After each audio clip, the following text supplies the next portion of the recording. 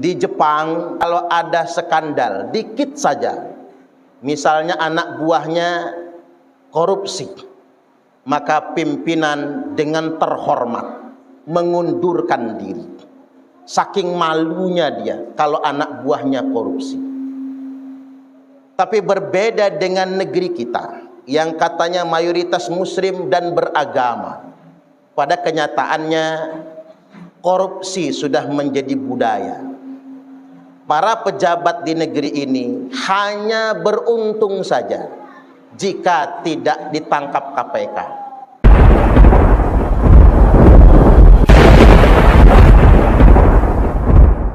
Jamaah sholat Jum'ah Masjid Al-Barakah Kubah Rantai Emas rahimakumullah. Tongkat Nabi Musa itu panjangnya sekira 5 meter atau 10 zira'. Di tongkat itu ada tulisan yang menjadi peringatan bagi kita semua, yakni kalimat pertama, kullu sultanin la ya'dilu fi sultanihi wa huwa wa fir'aunu sawa.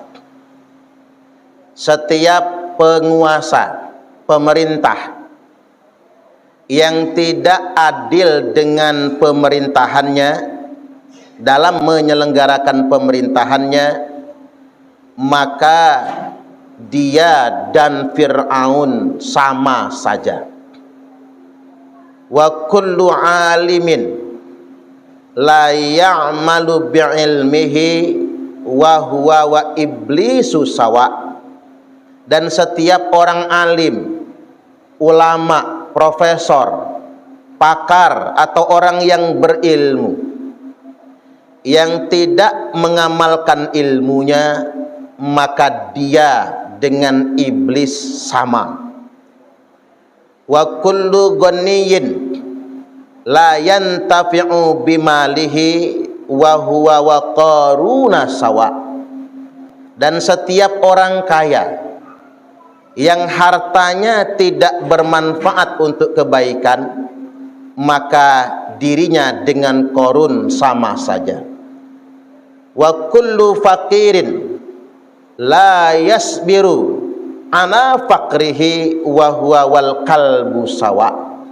Dan setiap orang fakir yang tidak sabar dengan kemiskinannya atau kefakirannya, maka dia dengan anjing sama saja.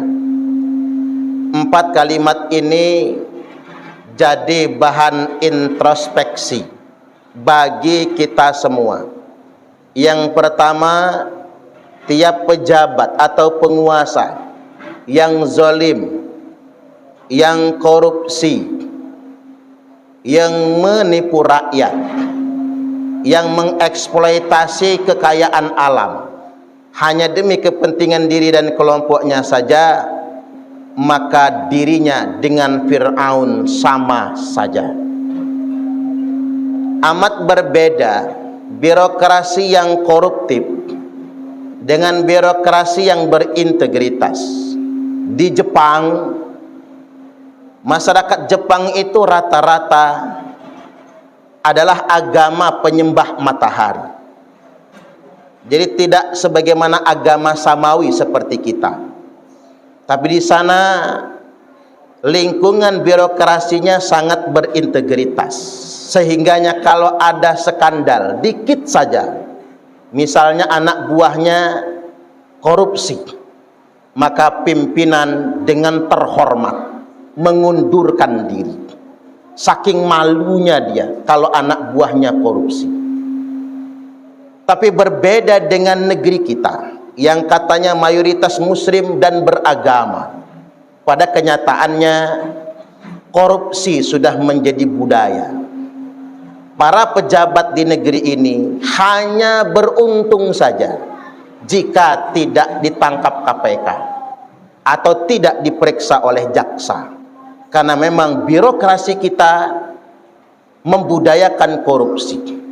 Orang berkuasa bukan berpikir mensejahterakan rakyat, tapi bagaimana bancakan.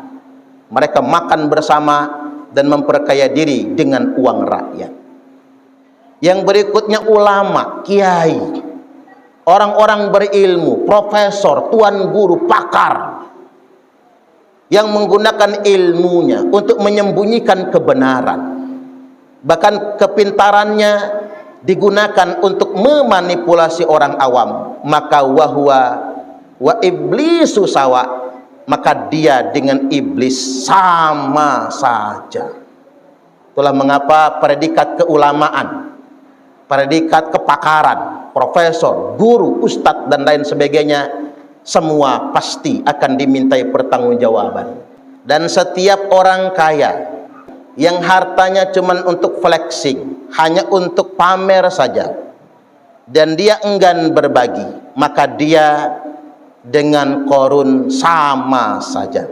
Dan terlebih lagi, kullu fakirin, semua orang fakir, la yasbiru ala fakrihi, yang tidak sabar dengan kefakirannya, hidupnya cuma mengeluh saja, menyalahkan orang lain, kufur kepada Allah, meninggalkan salat, meninggalkan ibadah, bahkan ketika dikasih pekerjaan pun dia tidak amanah, maka wahwa wal kalbu sawa, maka dia dengan anjing sama saja.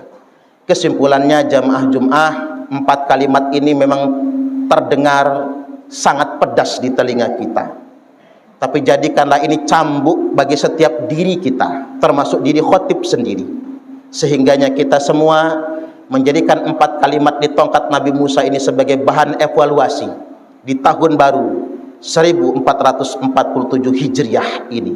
Barakallahu li wa lakum fil Qur'anil azim wa nafa'ani wa iyyakum bima fihi wa dzikril hakim wa taqabbala minni wa minkum tilawatahu innahu huwas sami'ul alim.